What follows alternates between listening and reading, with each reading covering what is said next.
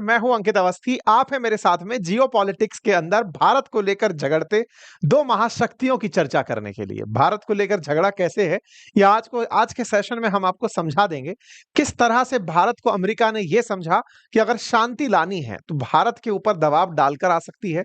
अगर Russia Ukraine के बीच में युद्ध रुकवाना है तो भारत के ऊपर सैंक्शन लगाकर लाया जा सकता है। रशिया यूक्रेन के अंदर सबसे ज्यादा शांति का मसला भारत पर लगे प्रतिबंधों से ही होकर निकलेगा। इस बात को संभवतः पुतिन ने यह कहते हुए समझा दिया था अलास्का मीटिंग में कि ठीक है, आपने सैंक्शंस की बात करी, टैरिफ की बात करी, लो मैं आपसे मिलने चला आया। लेकिन पुतिन जब पहुंचे तो अमेरिका को उम्मीदें जगी।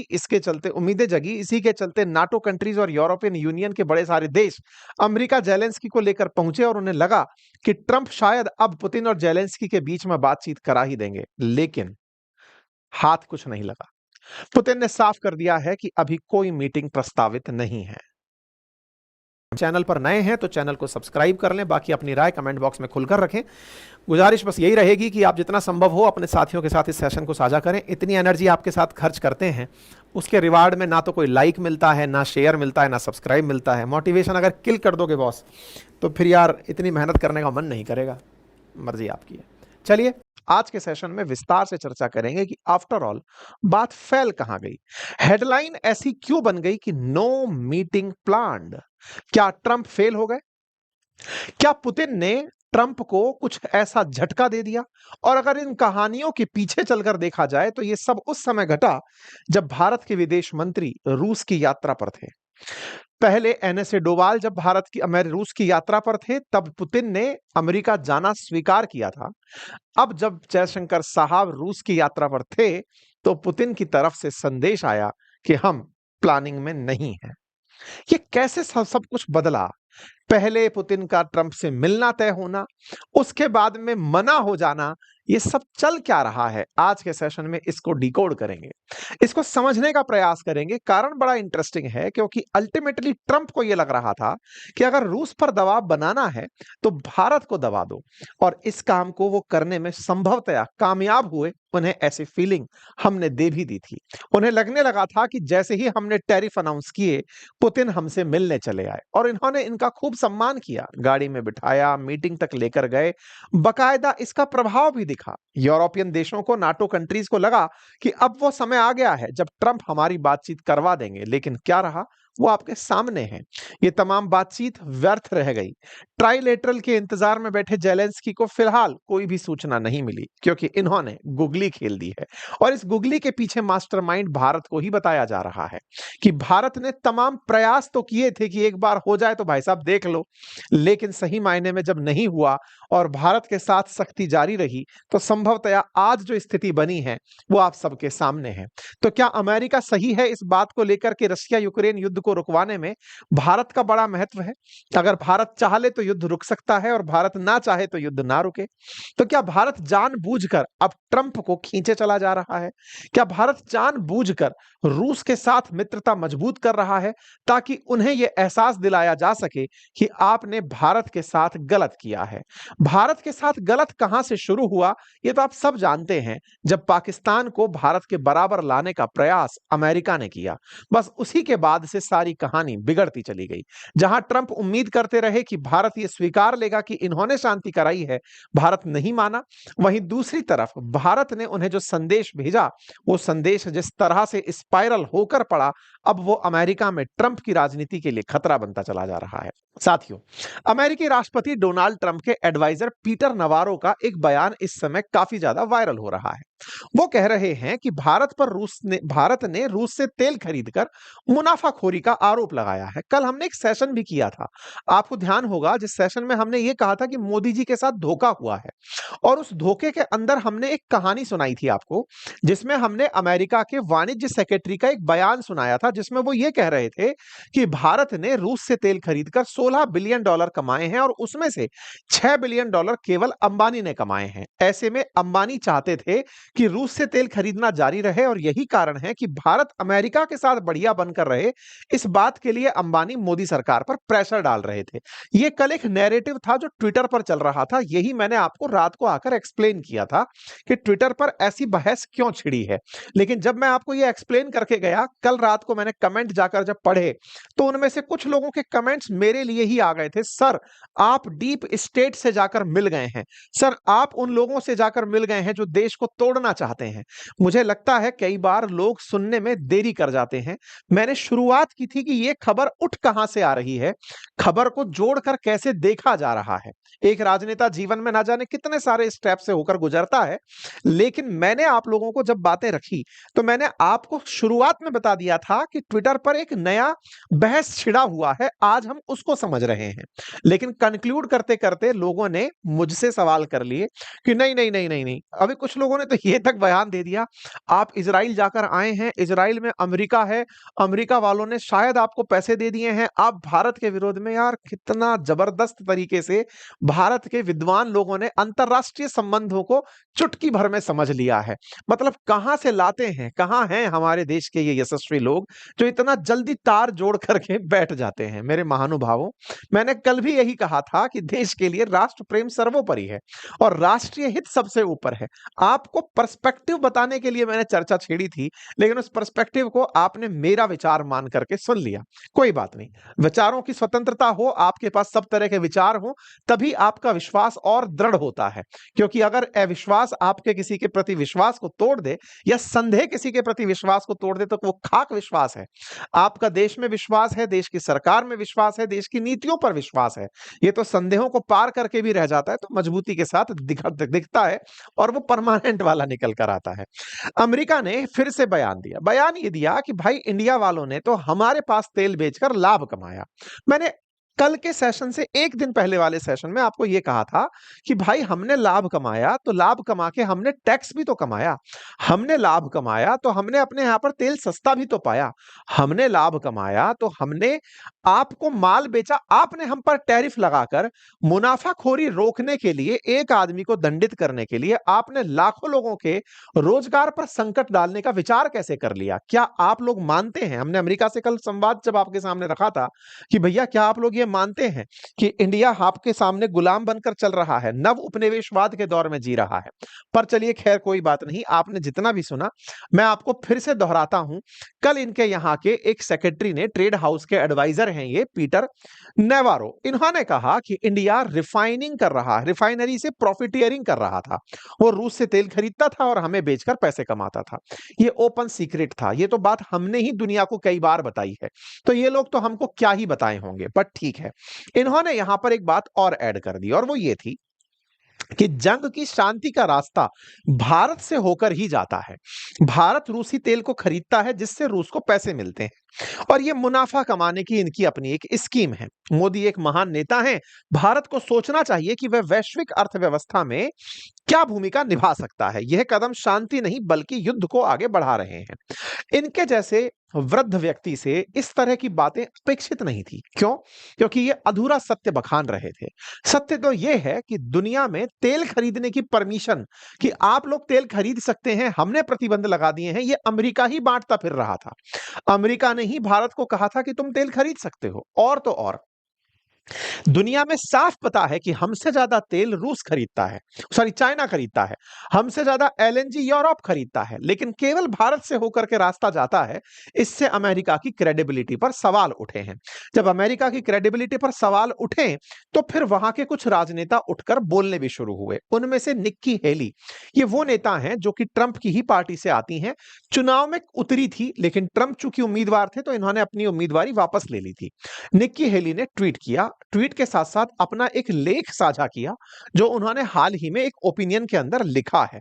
न्यूज वीक नामक समाचार के अंदर उन्होंने अपना एक लेख लिखा। उन्होंने कहा कि ट्रंप, आप गलती कर रहे हो, ट्रंप एडमिनिस्ट्रेशन भारत के खिलाफ जाकर गलती कर रहा है। निक्की हेली का बोलना अपने आप में एक बड़ी बात माना जाता है। ये बड़ी इन्फ्लुएंसर्स हैं, मिलियन में रीच है और ये राजनीति में सक्रिय हैं। अमेरिका में इनकी राजनीति काफी बड़ी है। इनका ट्रंप प्रशासन से यह कहना कि आप लोगों ने रूस को प्रतिबंधित प्रतिबंधित करने के लिए भारत पर सैंक्शन लगाए या भारत पर टैरिफ लगाए, ये एक विजन हो सकता है, एक व्यू हो सकता है। लेकिन आप ये भूल रहे हैं कि आपके इन तमाम प्रयासों से भारत आपसे दूर जा रहा है। इतना ही नहीं, भारत उस कालखंड में पहुंच रहा है जो आज से 20 साल पहले था। रोनाल्ड रीगन से लेकर के ट्रंप तक के कार्यकाल में भारत अमेरिका के संबंध नजदीक आए थे। आपने सारे संबंध बिगाड़ दिए हैं। इन्होंने एक एक चीज पर पूरा लेख लिखा कि आपको पुतिन से प्रॉब्लम थी, उनके लिए आप भारत से सीधी बातचीत कर सकते थे। लेकिन भारत के खिलाफ आपने जो तरीके अपनाए, आप चाइना के खिलाफ, आपको जो एशिया में एक बड़ी पावर मिल गई थी, आप उसे खोते जा रहे हैं। इन्होंने अपने लेख में यह भी लिखा कि भारत ही आपके लिए चाइना का सप्लीमेंट हो सकता था। चाइना के सस्ते सामान को भारत ही बनाकर अमेरिका को दे सकता था, लेकिन आप लोगों ने उसे खो दिया है और ज्यादा खोते जा रहे हैं। अभी भी जरूरत है कि आप दोनों लोग बैठें, प्रधानमंत्री मोदी से सीधी ट्रंप बातचीत करें और इस मामले को सुलझाएं। लेकिन करें क्या? इन्हें तो अभी भी यही लगता है कि शांति भारत पर दबाव डालने से ही आएगी। अब जब भारत पर दबाव डालना है तो चलिए अब दूसरा पक्ष जान लेते हैं। हम पर दबाव डालना था तो हमारे ऊपर आप लोगों के तमाम उपकार हैं। उपकार सबसे पहला यही कि आप ही के ही राज्य में हम जी रहे हैं। यह बात भारत के विदेश मंत्री ने दुनिया को बताई कि देखो, अमेरिका खुद कहता फिर रहा था कि आप तेल खरीद सकते हो दुनिया में तेल की कीमतों को स्थिर करने के लिए, लेकिन अब आपको लगता है कि हमसे ही शांति का रास्ता जाता है, तो लाइए अब हम शांति ला ही देते हैं।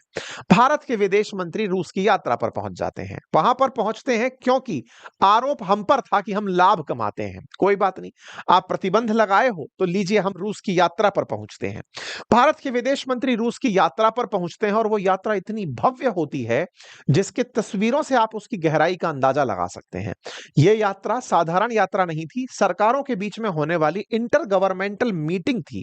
इस तरह की जो मीटिंग्स हैं, ये इंटर गवर्नमेंटल कमीशन होता है इंडिया रशिया का, जिसमें ट्रेड, इकोनॉमिक्स, साइंस, टेक्नोलॉजी और कल्चरल कॉपरेशन को लेकर IRIGC टैक्स की मीटिंग होती है, जो कि विदेश मंत्री स्तर के लोगों के द्वारा की जाती है। इस मीटिंग के लिए विदेश मंत्री जब पहुंचते हैं, आप तस्वीरों से अंदाजा लगाएं कि इसमें किस लेवल का एंगेजमेंट रहा होगा। आप टेबल के चारों तरफ बैठे हुए राजनेताओं और प्रतिनिधियों को देखकर इस बात की गहराई का अंदाजा लगा सकते हैं कि इस कॉपरेशन के अंदर, इस टेबल टॉक के अंदर कितने लोग पार्टिसिपेट किए होंगे। अब मैं आपको बताता चलता हूं किस लेवल के लोग पार्टिसिपेट किए थे। सबसे पहले यहां पर मीटिंग के अंदर deputy prime minister of Russia यहां पर हमारे विदेश मंत्री से मुलाकात करने के लिए आए और इस इंटर गवर्नमेंटल कमीशन मीटिंग के अंदर उन्होंने पार्टिसिपेट किया। यहां पर दोनों के बीच में बातचीत हुई। इंडिया रशिया के बीच में यह बातचीत 26वें नंबर की बातचीत थी। दोनों के बीच प्रॉपर तरीके से बातचीत हुई। आप इस बात को फिर से समझें, यह किस लेवल की बातचीत थी, इस राउंड टेबल से आप समझ सकते हैं इस स्तर की बातचीत की। दोनों देश ट्रेड को लेकर के, इकोनॉमी को लेकर के, दोनों साइंस को लेकर के, टेक्नोलॉजी को लेकर के, कल्चर को लेकर के तमाम प्रकार की बातचीत कर रहे हैं, तो आप उसकी गहराई को यहां से समझ सकते हैं। हमने बकायदा यहां पर डिटेल डिस्कशन किया और कहा कि ऐसे मीटिंगों की संख्या अब और बढ़ा दी जानी चाहिए। इसके बाद डॉक्टर जयशंकर साहब के द्वारा यहां के विदेश मंत्री से बातचीत की गई। विदेश मंत्री से बातचीत हुई और दोनों के बीच में जो बातचीत हुई वो धीरे धीरे पब्लिक होना शुरू हुई। सरगई लेवरोव से इनकी बातचीत होती है। वो बातचीत में बाद में निकल कर आता है कि हम लोग मिलकर के और ज्यादा अच्छे से गुड ट्रेडिशंस को आगे बढ़ाएंगे, हम मिलिट्री कॉपरेशन में आगे जाएंगे और हम चाहेंगे कि हम जो इतिहास लेकर चल रहे हैं वो आगे और मजबूती से चले। साथ में पुतिन इस साल के अंत में भारत की यात्रा पर होंगे। दोनों ने अपने एम्बिशन, यानी कि दोनों के जो ख्वाब हैं वो साझा हैं। दोनों एक तरह से दुनिया को देखते हैं और उस तरीके को इन्होंने यहां पर साझा किया और कहा कि हम अपने इकोनॉमिक लिंकेजेस को और डीपन करने का प्रयास करेंगे।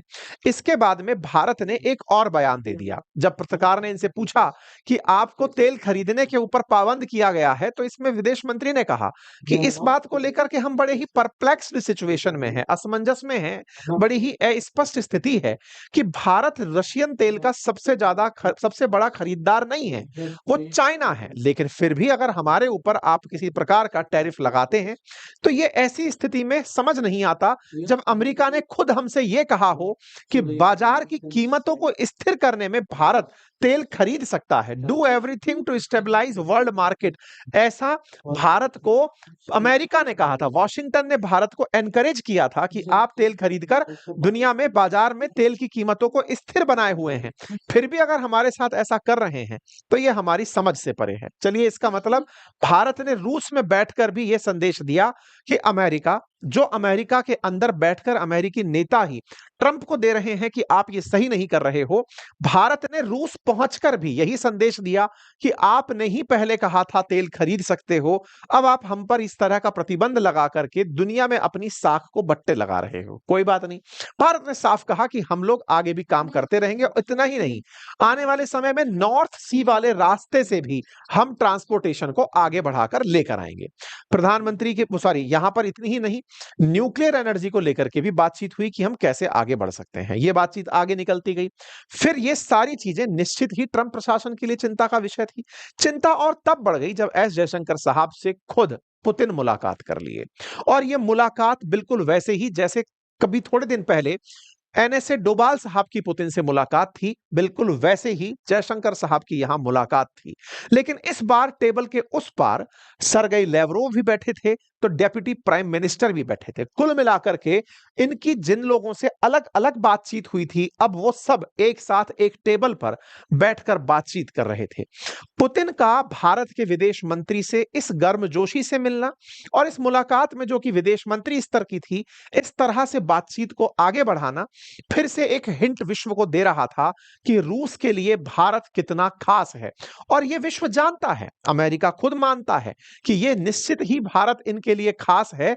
इसीलिए भारत पर दबाव डाला जाता है ताकि भारत जाकर के पुतिन से कहे कि भैया शांति क्यों नहीं कर लेते हो। लेकिन इनको यह संदेश देकर भारत ने स्पष्ट कर दिया कि अगर आपको लगता है कि आप हम पर प्रतिबंध लगाकर हमसे पुतिन के खिलाफ बयानबाजी करवा लोगे, हमारे रिश्ते तोड़वा दोगे, यह आपकी गलतफहमी है। आपको ऐसे ही हमारे साथ चलना है तो ठीक है, अदरवाइज हम आपके साथ नहीं होंगे। ये सब बातें खत्म हुई ही थी, इतनी देर में सरगेई लेवरोव बाहर आते हैं और साफ कहते हैं कि भाई साहब, जेलेंस्की से किसी भी मुद्दे पर हमारी बातचीत नहीं बनी है। There is no meeting plan between Putin and Zelensky. Lavrov का यह बयान ऐसे समय पर आया जब पुतिन से इनकी जयशंकर साहब से इनकी मुलाकात हुई ही थी। आपको याद होगा, डोभाल साहब की मुलाकात के बाद ट्रंप और पुतिन का मिलना एक बड़ी खबर बना था, और जयशंकर साहब के मिलने के बाद इनकी तरफ से यह बयान आना कि पुतिन और जेलेंस्की के बीच में कोई बातचीत की चर्चा नहीं है। और साथ में यह भी कहा कि पुतिन तो रेडी है जेलेंस्की से मिलने के लिए, लेकिन एजेंडा तो तैयार हो कि समिट का एजेंडा क्या है। ऐसा क्यों कहा जा रहा था? क्योंकि असल मायने में ट्रंप चाहते थे कि वो जेलेंस्की से बात करके एक एजेंडा सेट कर लेंगे कि आओ अब इस बात पर चर्चा करते हैं। कौन सी बात? मैंने पहले भी कहा था कि पुतिन को यूक्रेन का एक हिस्सा दे दो और यूक्रेन को नाटो या ईयू में मेंबरशिप दे दो और सिक्योरिटी गारंटी दे दो। ना तो जेलेंस्की उस चीज के लिए तैयार हुआ और ना पुतिन इस बात के लिए तैयार हुए कि वो नाटो का मेंबर बने। जब दोनों के बीच में कंसेंसस बने ही नहीं तो बातचीत कैसे होगी? वहीं ढाक के तीन पात रह गए। कुल मिलाकर के ट्रंप के ये सारे प्रयासों पर पानी फिर गया। ट्रंप ने जितने भी प्रयास किए थे इनको साथ में लाने के, वो सब वेस्ट हो गए। और ट्रंप की ये खुन्नस साफ दिख रही है कि वो इस युद्ध को कैसे रुकवाएं। उन्होंने भारत के साथ तो दुश्मनी ले ही ली है, भारत के साथ उनके जो पुराने संबंध हैं उनको उन्होंने किनारे पर रख ही दिया है, हाशिए पर रख ही दिया है। और तो और अब उन्होंने भारत और रूस को ज्यादा नजदीक ला दिया है। भारत की विदेश नीति में अब हम और ज्यादा तेजी से रूस और चाइना के नजदीक बढ़ रहे हैं। इन सभी चीजों के बीच में फिर एक और खबर आती है, और वो ये कि जब चर्चाएं चल रही हों कि समझौता होगा, शांति होगी, रशिया ने और एग्रेसिव होकर के यूक्रेन पर हमले शुरू कर दिए हैं। ये ताजा अपडेट्स हैं जिसमें आप अभी सुबह हुए हमलों को तस्वीरों में देख रहे हैं। यहां पर ये हमले सिद्ध करते हैं कि ट्रंप की इन दोनों के बीच में शांति कराने की जो भारत पर प्रेशर डालने की टैक्टिक थी वो कहीं फेल मार गई। तभी ये कार्टून बहुत ज्यादा सही दिखता है कि लार्जेस्ट डेमोक्रेसी को तोड़ने ट्रंप चले थे। 20 साल का जो हार्ड वर्क लगा था अमेरिका का, क्लिंटन, बुश, ओबामा, बाइडेन जैसे नेताओं का, वो केवल और केवल ट्रंप के ईगो के चलते रिलेशन खराब कराने तक पहुंच गया है। यह चर्चा अब होने लगी है कि ट्रंप के टैरिफ ने भारत को अमेरिका का राइवल बना दिया है और चाइना और रशिया के नजदीक पहुंचा दिया है। चर्चाएं अब बड़े स्केल पर होने लगी हैं कि आने वाले समय में ये ट्राइका, ये तीनों लोगों का एक समूह जिसमें भारत, रूस और चाइना होंगे, ये अमेरिका के लिए एक बड़ी मुसीबत बनेंगे। आपको याद होगा अमेरिका में जब ट्रंप का पुराना प्रशासन था, उस समय पर उनके एक एनएसए हुआ करते थे, वॉल्टन। इनका एक बयान था कि ट्रंप बड़े ही इगोइस्टिक आदमी हैं, ये केवल और केवल क्रेडिट लेना चाहते हैं। Trump tax credit for everything, ऐसा इनका बयान था। ये पिछले साल, पिछली बार के सरकार में एनएसए थे, इस बार इन्हें कोई पद नहीं मिला। इनका ये बयान बहुत वायरल हुआ कि ट्रंप को केवल क्रेडिट लेना होता है, जैसे वो रशिया, जैसे वो भारत और पाकिस्तान के संघर्ष का ले रहे थे कि मैंने सीज फायर कराया। इस व्यक्ति को आज अमेरिका की एफबीआई ने जांच के घेरे में बिठा दिया। एफबीआई इनके घर पहुंचती है, इनके घर के अंदर जांच शुरू कर देती है। कहीं ऐसा तो नहीं कि तुम्हें कहीं से पैसे मिले हों। भाई साहब, इस बात से साफ पता चलता है कि अगेन ट्रंप के अंदर कितना पागलपन सवार हो चुका है। जो उनके खिलाफ है, जो उनकी नीतियों के खिलाफ है, उन सबके साथ चाहे वो कितनी भी मित्रता रखते हो। सोचिए, पुराना एनएसए, उसके घर रेड मरवा दी, एलॉन मस्क बाहर निकलवा दिया। इस व्यक्ति के साथ में ईगो लगा करके जो देश खड़ा है, उनके खिलाफ ये नुकसान पहुंचाने में खड़े हैं। इन्हें केवल एक ही आदमी सेट कर रहा है, दैट इज पुतिन। और उनको दबाने के लिए इन्होंने भारत का प्रयोग किया। अब भारत भी इनको बड़ी सीख दे रहा है। निश्चित ही इन दोनों की जोड़ी ट्रंप के लिए एक बड़ी नाजीर सिद्ध होगी। बाकी आप लोग इस विषय पर क्या सोचते हैं, अपनी राय कमेंट बॉक्स में जरूर रखें। चैनल पर नए हैं तो सब्सक्राइब कर लें। Thank you so much.